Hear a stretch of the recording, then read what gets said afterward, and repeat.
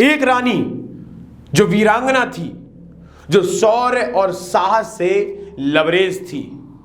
एक रानी जिसने अपने जीवन काल में दर्जनों युद्ध लड़े, लेकिन कभी अपने दुश्मन को पीठ बताकर नहीं भागी। एक वीरांगना जिसकी पति की मृत्यु होने के बाद जिसने अपने अबोध बालक को राज सिंहासन पर बिठाला और पूरे राज्य की चिंता की।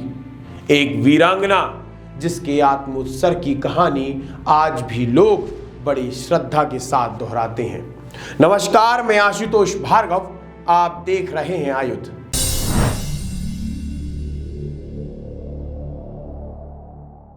आज हम बात कर रहे हैं वीरांगना रानी दुर्गावती की, जिन्होंने अपने अदम्य साहस, रण कौशल, अदम्य उत्साह और शौर्य की वजह से इस गोंडवाना की पावन धरती को गौरवान्वित किया था। रानी दुर्गावती का जन्म महोबा के पास एक जमींदार शालीवाहन चंदेरा के यहाँ हुआ था। उनके साहस और उनके शौर्य के साथ उनकी सुंदरता की भी चर्चा पूरे राज्य में थी। इसी के चलते उनकी सुंदरता की चर्चा से मुग्ध गड़ा महल के नरेश दलपत शाह के पुत्र उनसे विवाह करना चाहते थे। ऐसा कहा जाता है कि रानी दुर्गावती और दलपत शाह एक दूसरे को पहले से जानते थे। असल में रानी दुर्गावती और दलपत शाह पहले ही एक मेले में मिल चुके हैं, जिसके बाद दोनों में प्रेम हो गया था। दलपत शाह ने रानी दुर्गावती के पिता शालीवाहन के पास विवाह का संदेश पहुंचाया, विवाह का प्रस्ताव पहुंचाया, लेकिन शालीवाहन ने उनके उस प्रस्ताव को ठुकरा दिया। तभी रानी दुर्गावती ने दलपत शाह को एक संदेश भेजा। उस संदेश में लिखा था कि मैं बसंत पंचमी के दिन महोबा जाऊंगी, जहां दलपत शाह आकर उनका हरण कर ले। वैसा ही हुआ जैसा रानी दुर्गावती चाहती थी। दिन बसंत पंचमी का था, स्थान महोबा का था। दलपत शाह अपनी पूरी सेना के साथ महोबा पहुंचे और वहां जाकर उन्होंने रानी दुर्गावती का हरण किया और सिंघरगढ़ ले गए। जीवन बड़ा सुखमय बीत रहा था। दुर्गावती और दलपत शाह का एक बालक भी हो गया था, लेकिन रानी दुर्गावती का यह दुर्भाग्य था कि शादी के मात्र 5 साल बाद दलपत शाह का निधन हो गया।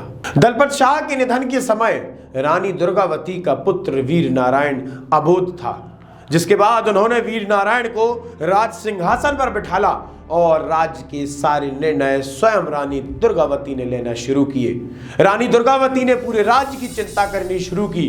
वो एक निर्णायक भूमिका में थी। गोंडवाना की जनता रानी दुर्गावती पर अगाध विश्वास करती थी।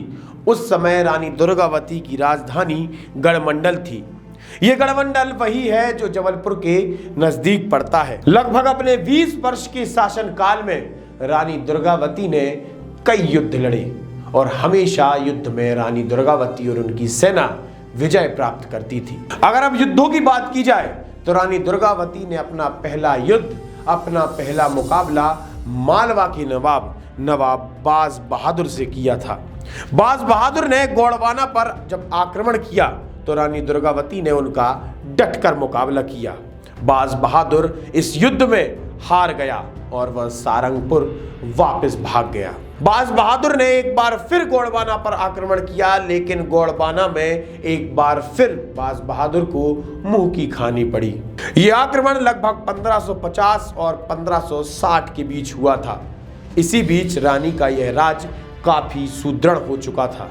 कहा जाता है कि यहाँ की प्रजा लगान की अदायगी सोने के सिक्के और हाथियों से किया करती थी, लेकिन गोंडवाना राज्य की समृद्धि मुगल शासकों की आंखों में खटकने लगी थी।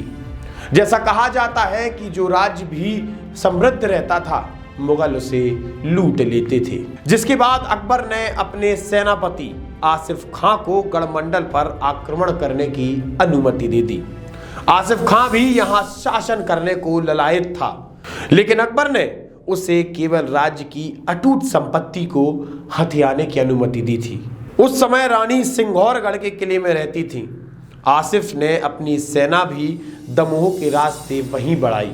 जब आसिफ सिंघौरगढ़ किले पर पहुंचा तो वहां मात्र 500 सैनिक तैनात थे। रानी भी इस आक्रमण से बेखबर थी। इसके बावजूद भी रानी पीछे नहीं हटी, लेकिन रानी ने आसिफ खां की 10,000 घुड़सवार 12,000 पैदल सैनिक की सेना का डटकर मुकाबला किया। उन्होंने नरही गांव के निकट विंध्य पर्वतों पर युद्ध का मोर्चा जमाया। जब आसिफ खां की सेना वहां पहुंची तो रानी के चंगुल में फंस गई। इस पहले दिन की मुठभेड़ में 500 मुगल सैनिक मारे गए।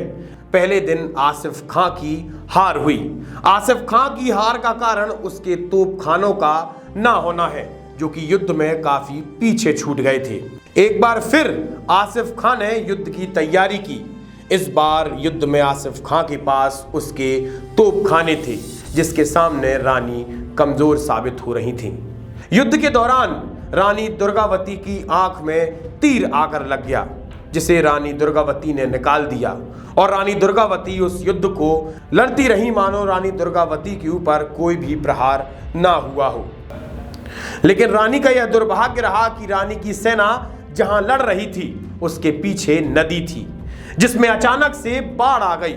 लेकिन रानी के सैनिक डटे रहे।